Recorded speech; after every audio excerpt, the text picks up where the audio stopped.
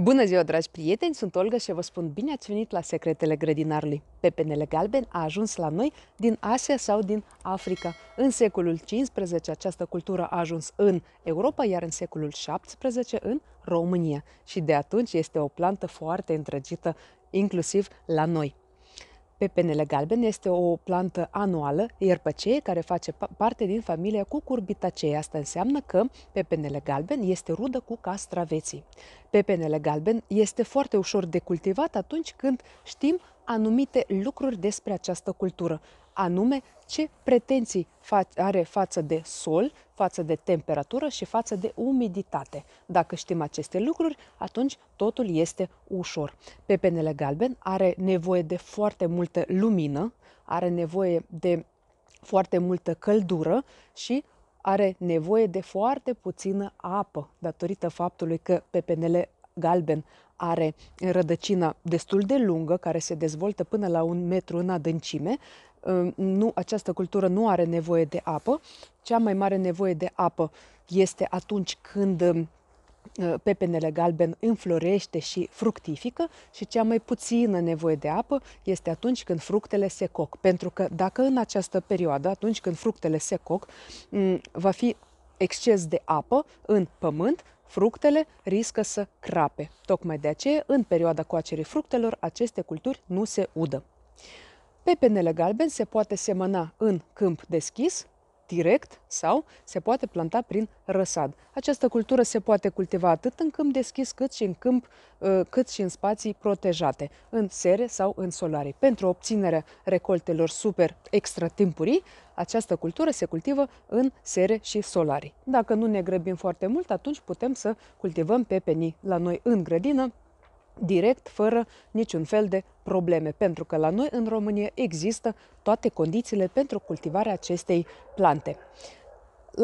Semințele pepenilor galbeni încep să germineze de la temperatură plus 15 grade și până la temperatură plus 35 de grade. Totuși, temperatura optimă pentru germinarea semințelor este plus 25, plus 30 de grade. Și dacă, de exemplu, vom pune aceste semințe la germinat, deja cunoaștem procedura, nu mai este nevoie să o repetăm, atunci vom vedea că semințele germinează foarte repede, într-o zi, 2, maxim 3, ele deja vor germina, dacă se va respecta și temperatura optimă. Și pe urmă, după ce am semănat semințele noastre, ele răsar de asemenea foarte repede, în câteva zile deja avem plântuțe tinere. De aceea, dacă doriți să fiți siguri că acele semințe pe care le aveți sunt vii și din ele veți obține plante, mai ales dacă aveți semințe scumpe sau aveți doar câteva semințe și nu doriți să riscați, atunci mai bine prima dată să vă produceți răsaduri și pe urmă să le plantați în grădină. Perioada de răsad la pepeni galbeni este în jur de 40-50 de zile, dar dacă produceți răsaduri pentru uz propriu, pentru uz personal, atunci puteți să transplantați răsadurile dumneavoastră atunci când ele au minim 2 frunze adevărate. Și în rest, planta se va simți foarte bine afară dacă temperaturile îi vor permite acest lucru. Când se seamănă pepenele galben? Pepenele galben se poate semăna sau se poate planta direct în grădină atunci când temperatura deja este, când afară este cald, când nu mai există pericolul de îngheț și temperatura solului la adâncime de 6-10 cm este de la 14 grade în sus. Pepenele galben nu suportă temperaturi scăzute sub 10 grade. Dacă temperaturile sunt sub 10 grade, deja planta poate muri, pentru că se opresc toate procesele din interiorul plantei și planta poate muri. Și de asemenea, nu-i plac temperaturile prea ridicate, de la 35 de grade în sus. Dacă, de exemplu, într-un an se întâmplă să fie o vară caldă, dar nu foarte caldă, dacă temperaturile se ridică până la plus 30 de grade și ploile sunt regulate, în acea perioadă pepenii galbeni rodesc cel mai bine, pentru că acestea sunt condiții optime pentru dezvoltarea, înflorirea și fructificarea acestor plante. Iată, dragi prieteni, ați văzut că aceste plante diferă puțin de castraveți, pentru că, așa cum am vorbit, castraveții au o nevoie mai mare de apă decât pepenii galbeni și pepenii galbeni au mai mare nevoie de căldură. De asemenea, lumina este extrem de importantă atunci când cultivăm aceste plante, pentru că dacă pepenii galbeni sunt în fază de răsad și lumina este insuficientă, atunci răsadurile se vor alungi. Dar dacă plantele sunt deja mature și lumina este insuficientă, de exemplu le-ați plantat undeva la umbră, la semi-umbră sau vin zile ploioase și soarele nu apare pe cer timp de o săptămână, atunci plantele suferă, fructele se leagă mai greu și de asemenea se întârzie coacerea fructelor. Florile care apar pe plante, prima dată apar flori mascule, acestea apar pe tulpină principală și mai târziu apar flori femele, care de regulă apar mai mult pe tulpini secundare, pe tulpini laterale. De aceea, dacă se dorește a se obține recolte mai timpurii, atunci se practică ciupitul plantelor. Adică, dacă vorbim de tulpină principală, după apariția a primelor 3-4 frunze adevărate se ciupește vârful tulpinii principale și atunci apariția lăstarilor va fi grăbită, adică lăstarii laterali vor apărea mai repede și aceștia de asemenea se vor ciupi după a 5-a, a 8-a frunză adevărată și așa se va obține o recoltă mai timpurie. Însă am văzut mai multe cazuri, am văzut în mai multe gospodării această plantă care a fost îngrijită în mod diferit și rezultatele au fost foarte bune în toate cazurile. Am văzut la cineva, această plantă a fost formată pe două tulpini, care au rămas două tulpini principale și toți lăstarii laterali au fost eliminați și au rămas numai două tulpini principale.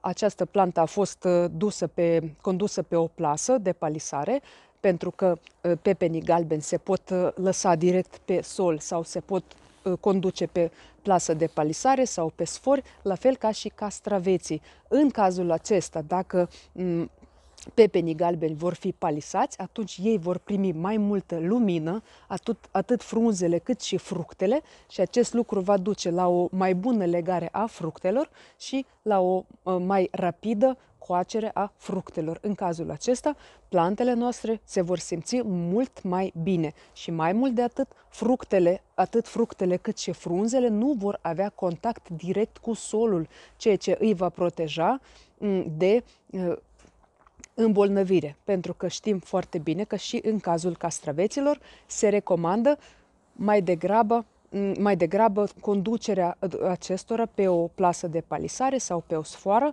ca aceștia să nu se împrăștie pe jos, ca să evităm îmbolnăvirea acestora, mai ales după ploi abundente.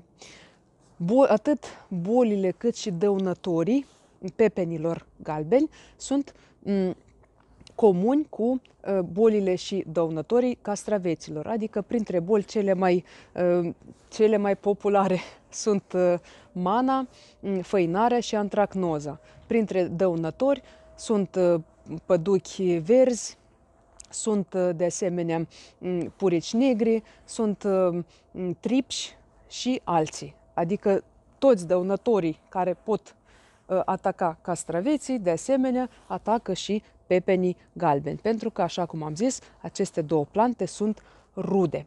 Când se culege recolta? Recolta se culege atunci când fructele sunt maturate din punct de vedere biologic sau cu 2-3 zile înainte, dacă aceste fructe urmează a fi transportate.